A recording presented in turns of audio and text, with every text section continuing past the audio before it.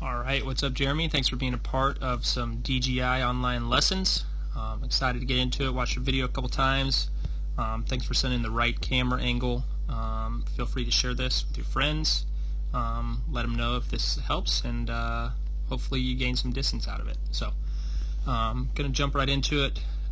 What I usually do is we're going to start out talking about the lower body and feet going up towards the hips in relation to where all the power comes from, and then I can also kind of talk about my throw and what I think will help you out whenever you're looking to pick up some more distance. So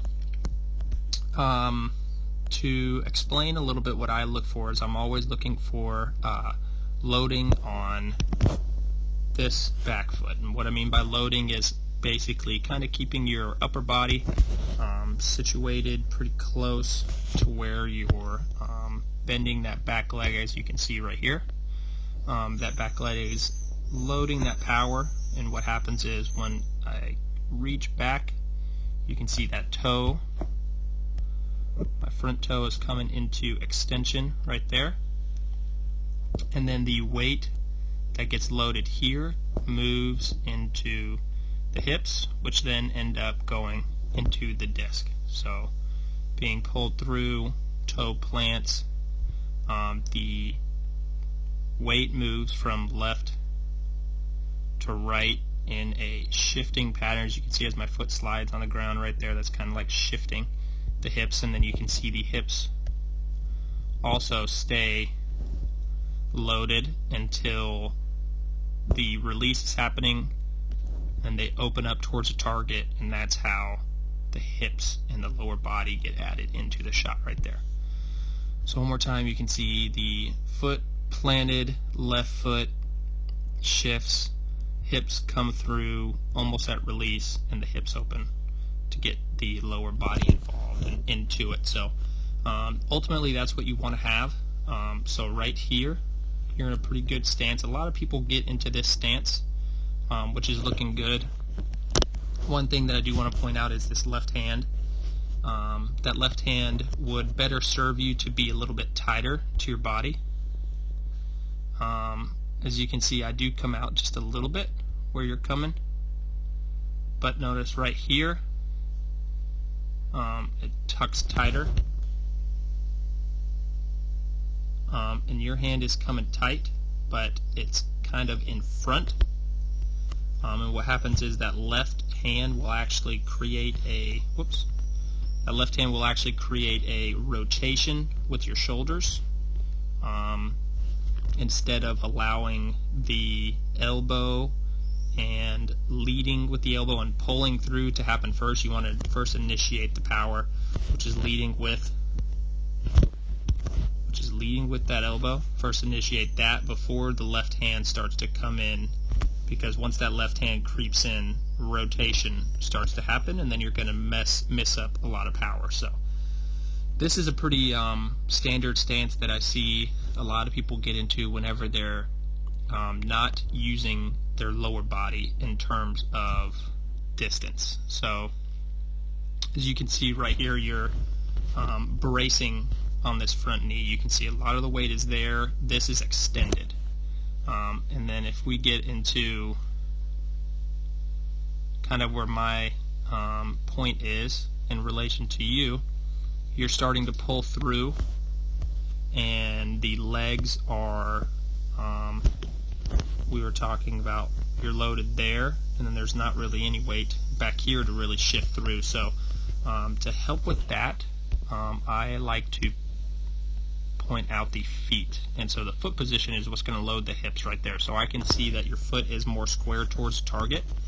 What you want is to get that foot more turned back, like that right there, and then that's going to help keep the hips this way. Right now I can see your hips are already going to open up, and that left hand coming through right here, or the shoulder starting to rotate, is what's going to take away a lot of distance also. So basically you're throwing right now only with the power from your upper body and rotating through.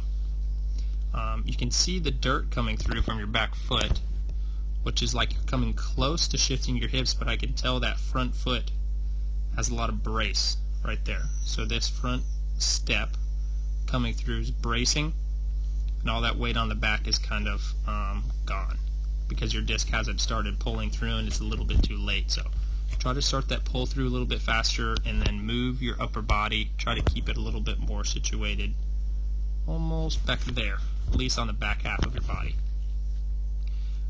Another reason too I can tell that you're not shifting your weight or using your lower body is because your front foot doesn't open too much, meaning that you're kind of getting all your distance just from rotating, and your front foot will barely open towards a target. So when I'm throwing this shot here, my foot completely rotates on that heel, swings open all the way, which brings that follow through.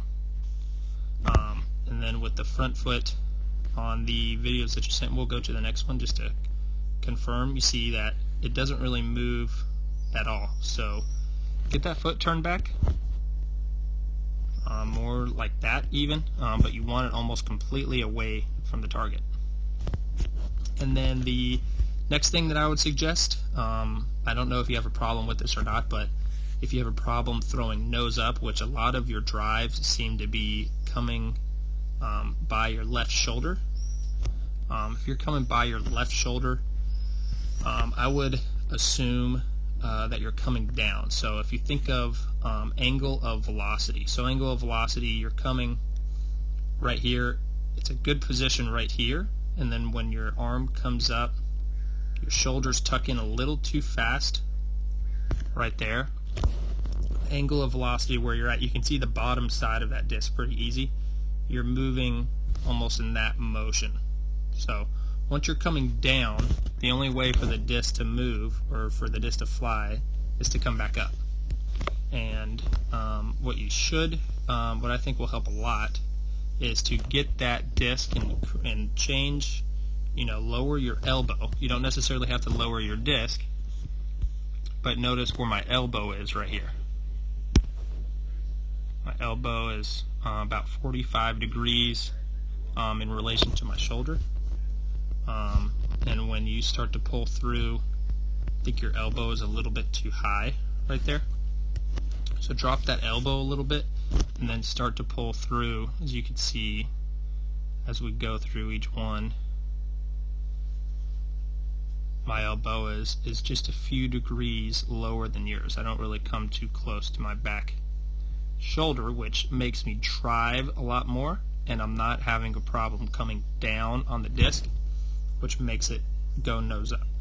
In that specific video, it did go nose up. So I'm not sure if you have a problem with that. Same with this one. I can see a lot of the underside of that disc. That's a great example right there. I can see that it's going to come down, and once it comes down, it has to go back up.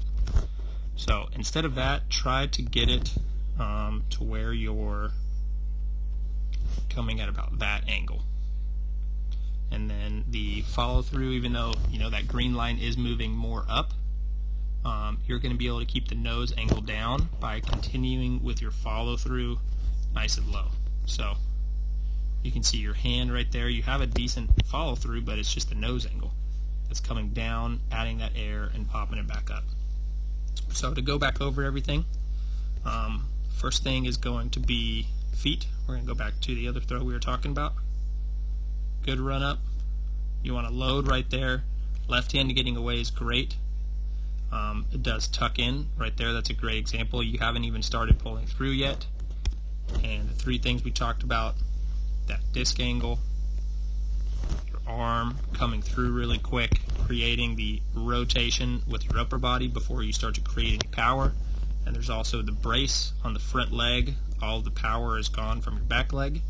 And then when you start to pull through, that front foot will barely open up, which means that it almost guarantees the only upper body rotation and no hips opening. So get those feet squared, which is going to load the hips, lower your elbow just a little bit to create a better angle of velocity with your pull through, and then keep that left hand a little bit delayed. You're almost there. This is definitely going to help out some accuracy, definitely some distance. It's going to feel maybe a little awkward at first because these things are so small, but remember to just go out there, keep practicing, Let me know if these help, and feel free to share this with your friends and let them know about some online lessons. Thanks again.